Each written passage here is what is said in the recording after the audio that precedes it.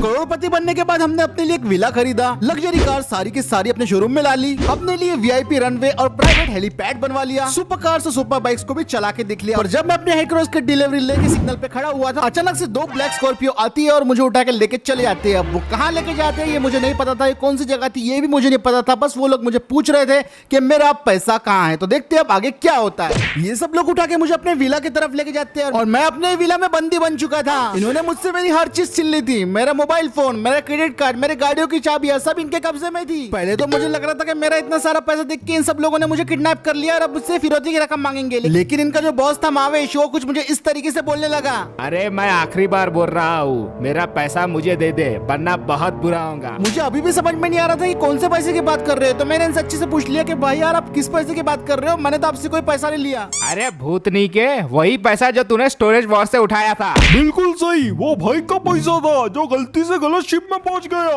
अब जाके मुझे समझ में आया कि सारा पैसा असल में मावेश द डॉन का था, जो ये स्मगल करके इधर से उधर लेके जा रहा था, लेकिन गलती से ये मेरे पास स्टोरेज वॉर के कंटेनर में आ गया। मैंने सोचा कि सारा पैसा इसे वापस कर देता हूँ, पर मुझे याद आया, बॉस बॉस बॉस इसने आपका सारा पैसा उड़ा दिया। 80% से ज्यादा तो इसने सोने के बिस्कुट बेच डाले और जो बचे हुए पैसे थे वो भी स्टॉक में लगा के डूब गए। ये सब सुन के मावेश को बहुत गुस्सा आता है। वो तुरंत अपनी गन निकालता है, मेरे ऊपर पॉइंट करके बोलता है, तुझे मैं जिंदा नहीं छोड़ूंगा। ये देख के मैं समझ गया था कि मैं तो अब कुछ घड़ी का ही मेहमान हूँ। मैंने अपनी उल्टी गिनती शुरू कर दी थी और मैं सोचने लग गया था कि मैंने लाइफ में कौन से अच्छे और बुरे काम किए। लेकिन तभी उनका एक गैंग मेंबर बोलता है, भाई इसको मार के कुछ फायदा नहीं होगा, कुछ दूसरा सोचो ना। ये सुन के मावेश सोच में चल जाता है और थोड़ी देर के बाद अपनी गन को नीचे रख देता है और मेरी जान में जान आती है और फिर वो मेरे पास आके बोलने लगता है, तो बता क्या कर सकता है तू। मैंने उससे बोला, भाई आप जो बोलोगे वो करूंगा, बस आप मुझे जिंदा छोड़ दो। तो ठीक है, आज से तू मेरे लिए काम करेगा और मैं जब भी तुझे कॉल करूँ तो पहुँच जाना, और अगर नहीं पहुँचा ना तो वो तेरा आखिरी दिन होगा, समझ गया। मैंने उससे पूछा क्या करना होगा मुझे, तो उसने मुझे बोला कि भाई तुझे वक्त आने पे सब बता दिया जाएगा। और उसके बाद उसने मेरी सारी प्रॉपर्टीज पे कब्जा कर लिया, मेरा घर, मेरी गाड़ियाँ, मेरे यहाँ तक के क्रेडिट कार्ड्स भी उसने कब्जा कर लिया और मुझे उसने गन दिखा के बोला, चल अब यहाँ से दफा हो और भागने की कोशिश मत करना वरना मारा जाएगा। और इसके बाद वो मुझे अपने घर पे छोड़ के आ जाते हैं और मेरे पास अब सिर्फ लिटरली अपनी चड्डी और बनियान बची थी। इन लोगों ने मेरा सब कुछ छीन लिया था, मेरी S11 क्लासिक तक इन लोगों ने जब्त कर ली थी। भाई काफी ज्यादा दुखी था मैं, लेकिन सबसे पहले मैं घर में भागा कुछ कपड़े पहनने के लिए, क्योंकि ऐसा नंगा घूम नहीं सकता था। सबसे पहले मैंने अपने कपड़े पहने और कपड़े पहन के घर से बाहर आया।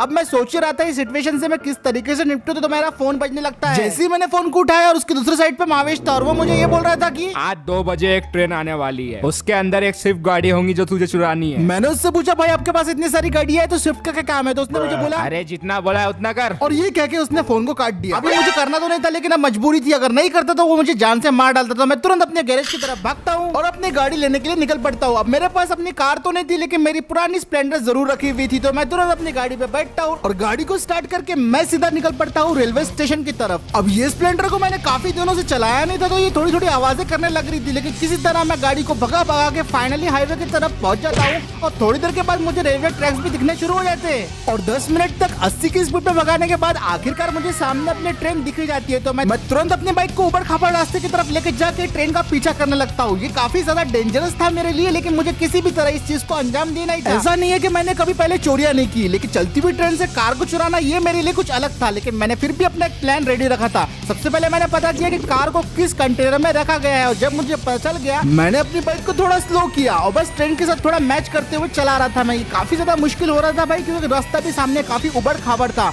और अब यहाँ पे आया हमारा मेन पॉइंट मिशन का। यहाँ पे मेरे पास था मेरे हाथ में स्टिकी बॉम्ब, जो मैंने एक एक करके ट्रेन पे लगाना शुरू कर दिया।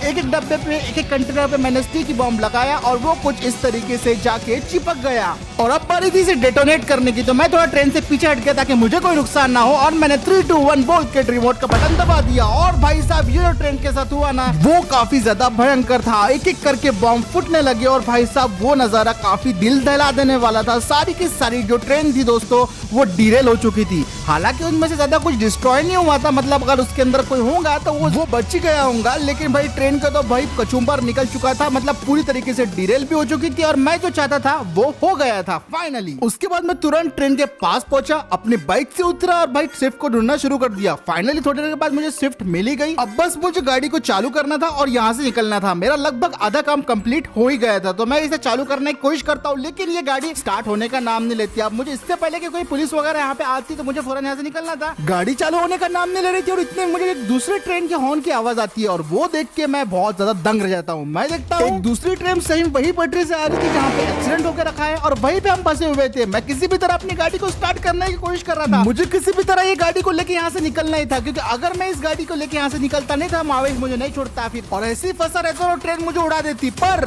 मौके पे फाइनली दोस्तों हमारी गाड़ी स्टार्ट हो जाती और फिर कुछ ये होता है। यहाँ पे बहुत बड़ा कांड हो गया था। मतलब यहाँ पे हमने सिर्फ ट्रेन को डिरेल नहीं किया था, बदले अब हमने एक्सीडेंट भी करवा दिया था। दो ट्रेनों के बीच में इतना भयंकर एक्सीडेंट हुआ था कि भाई जो पूरा बोगीज थे वो जमीन पे गिर रहे थे दूसरे पेडेस्ट्रियन गाड़ियों पे, और भाई पूरा ट्रेन का इंजन तक पटरी से उतर गया था। लिटरली मुझे समझ में नहीं आ रहा था कि ये क्या हो गया, और भाई मैं अपनी गाड़ी को फटक से रिवर्स करा और इसके बाद मैं यहाँ से निकल गया। मैं सोच रहा था भाई मतलब मैं यहाँ पे सिर्फ एक काम करने आया था और उसके चक्कर में कितना सारा डिस्ट्रक्शन कर दिया मैंने। अब मैं फटाफट अपनी गाड़ी को भगा के वहां से निकल रहा था। काफी ज्यादा नुकसान हो गया था, तो भाई किसी भी टाइम पुलिस मेरे पीछे लग सकती थी, और जो मेरा अंदाजा था हमेशा सही रहता है। थोड़ी देर के बाद जब मैं हाईवे पे था, मुझे देखता हूँ कि सामने एक पुलिस की वैन थी जो रास्ता ब्लॉक करी हुई थी, और वो बंदा पुलिस वाला गोलियां चला रहा था मेरे ऊपर। मैं किसी तरह अपनी गाड़ी को मोड़ के गाड़ी को साइड से निकालने की कोशिश करता हूँ, लेकिन वो पुलिस वाला मेरी गाड़ी के ऊपर 2 गोली चला देता है और मेरे दोनों टायर फट जाते हैं। गाड़ी अब आउट ऑफ कंट्रोल हो चुकी थी और बिल्कुल भी मेरे से संभल नहीं रही थी। अब मेरे पास कोई चारा नहीं था, तो मैं गाड़ी को फटक से मोड़ता हूँ और गाड़ी को मैंने ब्रिज के नीचे घुसा देता हूँ। अब मेरे पास बस एक ही प्लान था, या तो मैं यहाँ पे आज पकड़ा जाऊंगा या तो बच जाऊंगा, क्योंकि इन टायरों के साथ मैं कहीं जा नहीं सकता था गाड़ी को लेके। अब मैं बस यहाँ पे 10 मिनट तक लगभग थोड़ा इंतजार करते रहता हूँ, इंतजार और बस इंतजार। भाई मैं पूरी तरीके से डरा हुआ था, और फाइनली 10-15 मिनट के बाद पुलिस पूरी तरीके से वहां से गायब हो जाती है,